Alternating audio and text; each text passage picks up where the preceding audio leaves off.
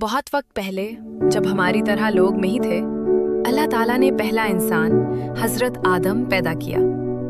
اللہ نے انہیں خاص بنایا اور ایک خوبصورت گھر دیا جسے جنت کہتے ہیں۔ حضرت آدم علیہ السلام اللہ تعالیٰ کے پہلے نبی اور پہلے انسان تھے۔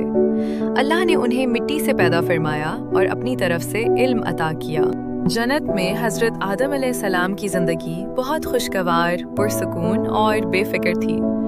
نہ کوئی غم تھا، نہ محنت، نہ بھوک تھی، نہ پیاس، نہ بیماری تھی، نہ ڈر۔ جو چاہتے فوراً مل جاتا۔ اللہ تعالیٰ نے حضرت آدم علیہ السلام کو عزت اور خاص مقام دیا تھا۔ فرشتے ان کا احترام کرتے تھے۔ وہاں دن رات کا فرق نہیں تھا، ہر وقت روشنی اور سکون۔ موسم ہمیشہ خوشگوار رہتا، نہ گرمی نہ سردی۔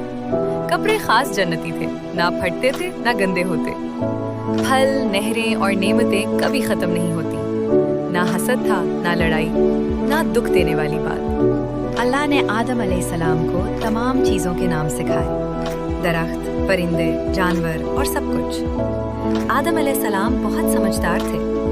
اللہ نے انہیں ایک اہم ذمہ داری دی، جنت کی دیکھ بھال کرنا اور اللہ کے حکم ماننا۔ اللہ نے ایک بات خاص طور پر بتائی، تم جنت کی سب چیزوں سے لطف اندوز ہو سکتے ہو، لیکن اس خاص درخت سے مت کھاؤ۔ آدم نے وعدہ کیا کہ وہ اللہ کی بات مانیں گے، کیونکہ وہ اللہ سے محبت کرتے تھے اور صحیح کام کرنا چاہتے تھے۔ یہ حکم ان کی آزمائش کے لیے تھا، باقی پوری جنت ان کے لیے حلال اور کھلی تھی۔ وہ اللہ کو یاد کرتے، اس کی نعمتوں میں رہتے۔ لیکن شیطان، جو انسانوں کا دشمن ہے، چاہتا تھا کہ آدم غلطی کرے۔ شیطان انسان کا کھلا دشمن ہے، وہ میٹھے لفظوں میں غلط راستہ دکھاتا ہے۔ شیطان اللہ کی اطاعت کرنے سے انکار کر چکا تھا۔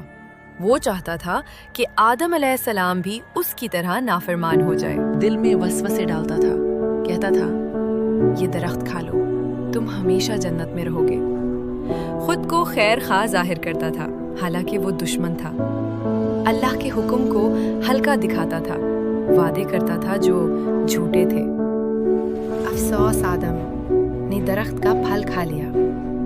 انہیں فوراً احساس ہوا کہ انہوں نے غلطی کی۔ وہ پریشان اور فکر مند ہو گئے کہ اللہ کو برا لگا ہے۔ اس عمل سے اللہ کا حکم ٹوٹا، کیونکہ اللہ نے کہا تھا کہ اس درخت کے قریب نہ جانا۔ حضرت آدم علیہ السلام نے بہت عاجزی اور سچے دل سے اللہ سے معافی مانگی۔ جب انہیں اپنی غلطی کا احساس ہوا تو انہوں نے کسی پر الزام نہیں ڈالا، اپنی غلطی خود قبول کی، اللہ کے سامنے جھک گئے۔ جیسے ہی پھل کھایا، انہیں سمجھ آ گیا کہ یہ اللہ کے حکم کے خلاف ہوا ہے۔ آدم نے دل سے اللہ سے معافی مانگی، اور جانتے ہیں کیا ہوا؟ اللہ نے انہیں معاف کر دیا۔ اللہ ہمیں سکھاتا ہے کہ ہر کوئی غلطی کرتا ہے، لیکن جو لوگ معافی مانگے، اللہ ان کو معاف کر دیتا ہے۔ حضرت آدم کی کہانی سے ہم 3 اہم سبق سیکھ سکتے ہیں۔ اللہ کی ہدایت مانیں۔ سب غلطیاں کرتے ہیں، لیکن معافی مانگنا اور بہتر بننے کی کوشش کرنا ضروری ہے۔ اللہ ہمیشہ رحمت کرنے والا اور معاف کرنے والا ہے۔ مہربان بنیں، اللہ کی ہدایت پر چلیں، اور کبھی نہ ڈریں کہ معافی مانگیں۔ ہر دن اچھا کرنے کا نیا موقع ہے۔ اللہ کو وہ بندہ پسند ہے جو غلطی کے بعد جھک جائے، نہ کہ ضد کرے۔ اسی لیے حضرت آدم علیہ السلام کو توبہ کرنے والوں کا باپ بھی کہا جاتا ہے۔ اس واقعے سے ہمیں بہت قیمتی سبق ملتے ہیں۔ انسان سے غلطی ہو سکتی ہے، تکبر نہیں، عاجزی کامیابی ہے، غلطی مان لینا بڑی بہادری ہے۔